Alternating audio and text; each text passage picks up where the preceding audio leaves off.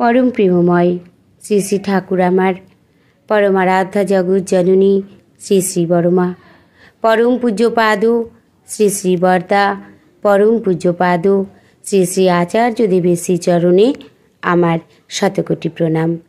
आमी श्यामली देवनाथ श्यामार परिवार चैनेलेर सकल भाई ओ बोनेদের জানাই जयगुरु ओ भालोबासा। आमी शुरू करছি इष्ट प्रसंग आलोचना। परम प्रेममय श्री श्री ठाकुर बोलेছেন, मोरो ना मेरो ना, पारो यदि मृत्युके अवलुप्त करो। जीवन मृत्युर चिरंतन रहस्य मानुषके कारणमुखी जिज्ञासाय जिज्ञासित करे तोले। एकदिन कथा प्रसंगे एक दादा श्री श्री ठाकुरेर काछे जानते चाइलेन, व्याधि एवं मृत्यु कि अवश्यभावी? उत्तरे ठाकुर बोलेन, ना हওয়ার জন্য চেষ্টা করা লাগে। इष्ट ব্যষ্টি ও পরিবেশ এই তিনের সঙ্গতিতেই জীবন। তাই নিজে ইষ্টানুগ নিখুঁত চলনায় চলে শারীরিক মানসিক ও কায়িক সুস্থতা অর্জন করতে হয়। মৃত্যুকেও যে অতিক্রম করা যায় না তা নয়, আবার মরণও মরণ নয় যদি স্মৃতিবাহী চেতনা লাভ করা যায়। মৃত্যুর চিন্তাই আমাদের মৃত্যুর দিকে নিয়ে যায়। আলোচনা প্রসঙ্গের দশম খণ্ডে ঠাকুর বলেছেন, মৃত্যুর সংঘটন তখনই হয় যখন সত্তাপালী বিধির বাধ্য না হয়ে মানুষ মৃত্যুবাহী শয়তানের চেলা হয়ে ওঠে। মৃত্যুর পরবর্তী অবস্থা সম্বন্ধে আমরা সুনির্দিষ্টভাবে কিছুই জানি না। তাই যে জীবনকে আমরা চিনি ও বোধ করি তা যাতে সবার পক্ষে উপভোগ্য হয়ে ওঠে, তার পরিধি যাতে সবার জন্য বেড়ে যায়, সেইটে করাই সার্থক কাজ বলে আমি মনে করি। আমরা যদি অনন্তকাল বাঁচতে পারি সে মন্দ কি? মৃত্যুকে মেনে নিলে, মৃত্যুর কাছে নতি স্বীকার করলে আমাদের প্রভূত ক্ষতি। আমরা প্রাণপণ চেষ্টা করব মৃত্যুকে প্রতিহত করতে। তাতে আমাদের শক্তি বেড়ে যাবে, জ্ঞান বেড়ে যাবে, আমাদের আয়ু বেড়ে যাবে। জীবনের সব গতি রুদ্ধ হয়ে জীবন যখন দুর্গতিতে অচল হয়ে ওঠে, তখন সেই অগতির গতির শরণাপন্ন হওয়া ছাড়া আমাদের কিন্তু আর কোনো উপায় থাকে না। জীবনে বেঁচে থাকতে গেলে কত রকম সংগ্রাম করতে হয় আমাদের, কত ঝড় ঝাপটা, অশান্তি, সুখ দুঃখ, আনন্দ নিরানন্দ, এর মধ্য দিয়ে আমাদের চলতে হয়। সংগ্রামের কোনো শেষ নেই।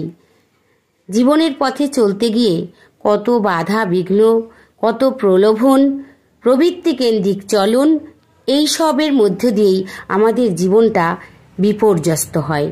এই ওঠানামা আমাদের জীবনে চলতেই থাকে। আমরা চাই, সকল সময় চাই আমরা শান্তি, আনন্দ, তৃপ্তি। দুঃখ কষ্ট আমরা কেউই চাই না, তবুও এই জ্বালা আমাদের ভোগ করতে হয়। সেটা আমরা কেন করি? আমাদের প্রবৃত্তি কেন্দ্রিক চলনের জন্য। তাই জীবনের ভিত্তি ভূমি যদি সুদৃঢ় না হয়, তাহলে যে কোনো মুহূর্তে পতন অনিবার্য। বেঁচে বেড়ে ওঠার তাগিদ যদি থাকে, জীবনের লক্ষ্য যদি থাকে, চলন আচার আচরণ যদি সুন্দর হয়, তবেই আমাদের জীবন কিন্তু সুন্দর হয়ে ওঠে। ঠাকুর বলেছেন, ইষ্টি চলন মানে শুভ চলন, সপারিপার্শ্বিক ইষ্টার্থী চলন। এ যদি থাকে তাহলে সব বদলে যায়। আমাদের জীবনের তপই হলো ইষ্টার্থী চলন। তাই আমরা সকল সময় চেষ্টা করব। আমরা অতি ভাগ্যবান যে আমরা তার চরণে আশ্রয় পেয়েছি। তাই আমরা যাতে সেই ইষ্টস্বার্থ প্রতিষ্ঠায় ব্রতী থাকি সকল সময়, তার জন্য আমাদের চেষ্টা করে যেতে হবে। সকল সময় আমরা যদি ঠাকুরকে মাথায় করে নিয়ে চলি, তাহলে আমরা যদি তাকে নিয়ে লেগে থাকি, তাহলেই আমরা বেঁচে বেড়ে উঠব। ঠাকুর বলেছেন, দ্বন্দ্ব বাধা বিঘ্নদলি দক্ষ কুশল তড়িৎ রাগে, গুরুর আদেশ পালন যেথায় সেটাই তো সিদ্ধি জাগে। সিদ্ধি লাভ করার এই পথ, সব বাধাকে বাধ্য করে আমাদের আগাতে হবে। ঠাকুর যদি হৃদয়ে থাকেন, ভয় পাওয়ার কিচ্ছু নেই। পরম পিতার করুণা ছাড়া আমরা কেউই এক মুহূর্ত বাঁচতে পারবো না। তিনি আমাদের যথা সর্বস্ব।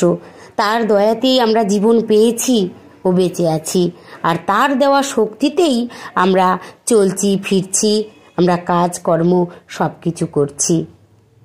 কিন্তু আমাদের এমন অজ্ঞতা, এমন অকৃতজ্ঞতা, এমন ভ্রান্তি প্রবণতা যে আমরা তার কথাই মনে রাখি না, তার গুণগান করি না, আর তার জন্যই আমরা মৃত্যুর মুখে পতিত হই। আমরা তখন ঠাকুরকে ডাকতে থাকি। সংসারে নানা রকম জ্বালা যন্ত্রণা থেকে শুরু করে অসুখ বিসুখ থেকে আমরা ছটফট করতে থাকি। ছটফট তো আমরা করবই, আমরা যদি তাকে না ভালোবাসি। তাকে স্মরণে মননে সকল সময় তাকে ডাকতে হবে, তার দেওয়া নাম আমাদের করতে হবে। করলেই আমরা ভালো থাকি, আমাদের পথ কত সুন্দর হয়ে যায়। আমরা যে কাজেই তখন যাই না কেন, সব কাজ আমরা সুন্দরভাবে করে উঠতে পারি।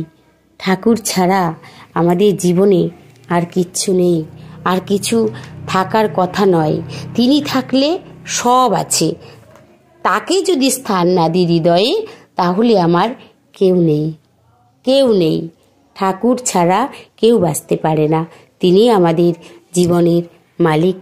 এই যে আমি ইষ্ট প্রসঙ্গ আলোচনা করছি, আমার শ্বাস প্রশ্বাস যে আসা যাওয়া করছে, এটাও তার দয়ায়।